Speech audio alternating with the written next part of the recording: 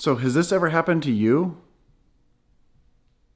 I posted a video all over social media just trying to see if someone else had the same kind of situation. You know, I've seen those videos before where bad things happen. Well, it's surprising to me that people still don't know that Teslas record all the time. They record everything. So I was hoping really the person would see it, or someone would know the person in town here and get a hold of them, and they would reach out to me, because I really don't want to go to the police, but I think I have to go to the police now and file a police report, or at least ask them what to do. Do I contact my insurance company? Do I file a police report? And then what do they do?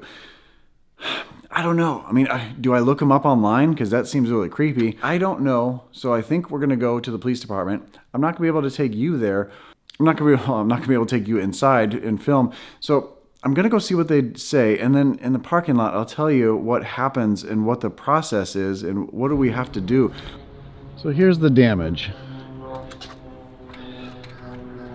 Let me get you up close to it.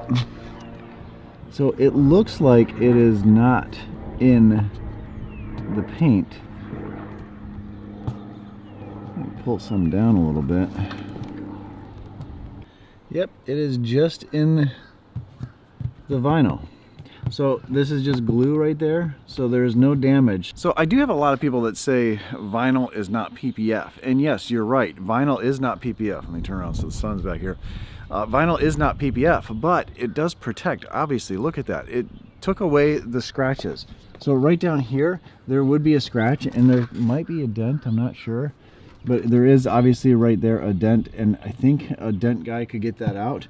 But the vinyl has acted like PPF and protected my paint. Vinyl, thin Avery Dennison vinyl has protected my paint. So that's really cool. So yes, it is not as thick, and yes, it probably wouldn't have punctured.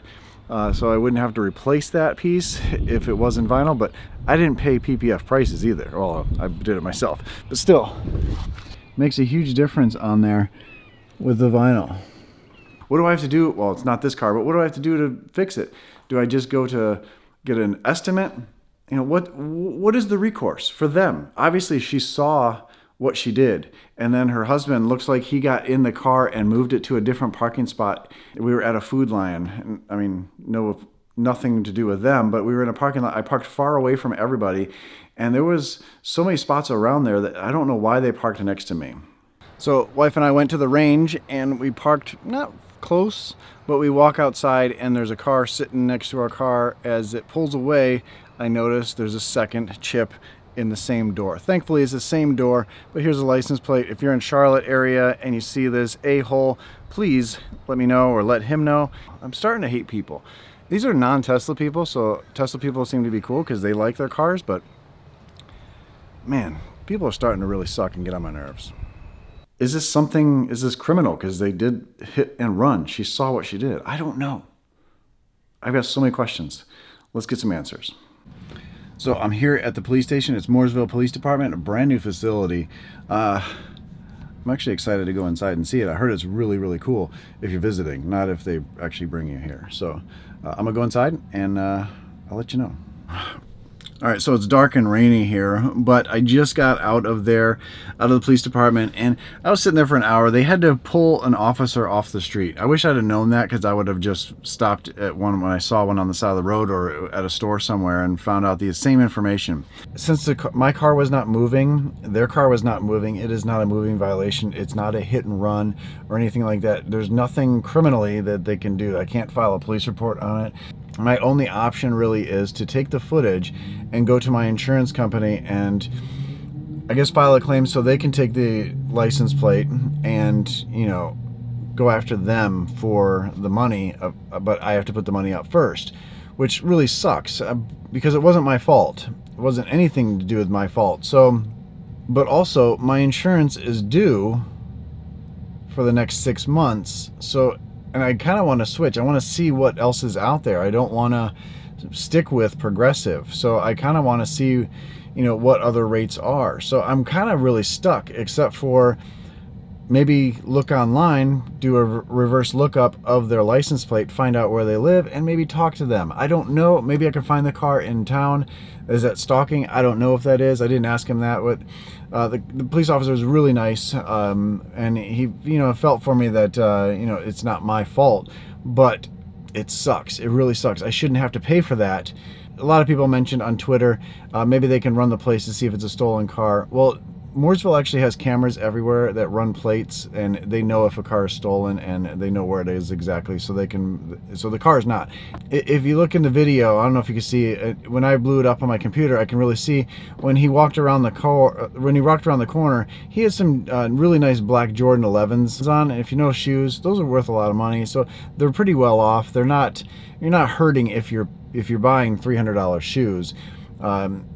So I mean, it really sucks that someone would damage something, see it, and then move out of the way and like nothing happened. Thank you for calling Piedmont Insurance. You've reached the mailbox of Hey Elizabeth, this is Brian Jenkins. If you can give me a call back. Yeah. It'll be under $1,000 because the car's wrapped in vinyl, and I think it didn't chip the paint at all. It's just a dent with a dent wizard guy can probably do it. But I just wanted to know what the options were.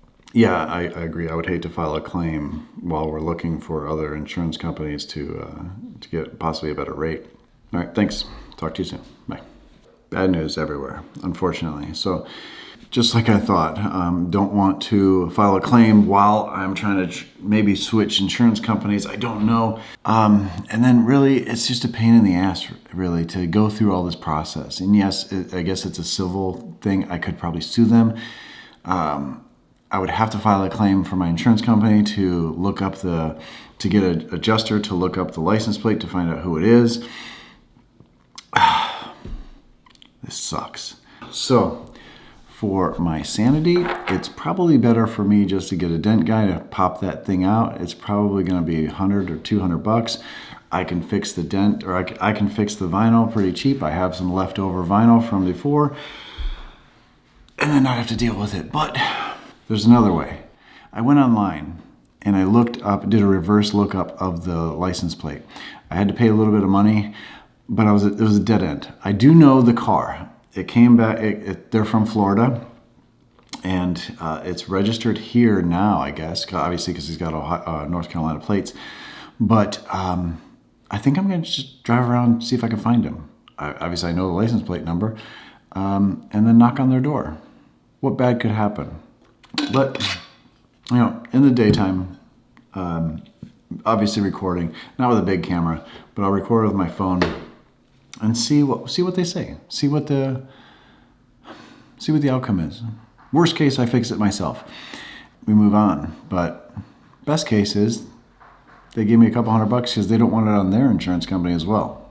Let's go get my keys, the phone, and let's drive around, see if we can find them. So we'll get it fixed. Just a friendly reminder, park away from people because people don't care anymore about anybody or anything, or even themselves probably. I know that was a little down, a little negative, but I try to stay positive and stay awesome. But when stuff like this happens to you, and yes, it is minor, considering what it could have been, brush it off and move on for bigger and brighter things, which are coming to this channel. Because if you stayed this long, it's really cool, thank you. My wife and I took over the Tesla Charlotte group. My wife is the president of the Tesla Charlotte Owners Club here in North Carolina, and we're gonna be doing some awesome events. If you are part of that and you're in Charlotte, it's gonna be fun. We're planning a lot of things. It takes some time, but if you're not a part of it and you're in the Charlotte area and you want to become a part of it, click the link down below and we'll see you online.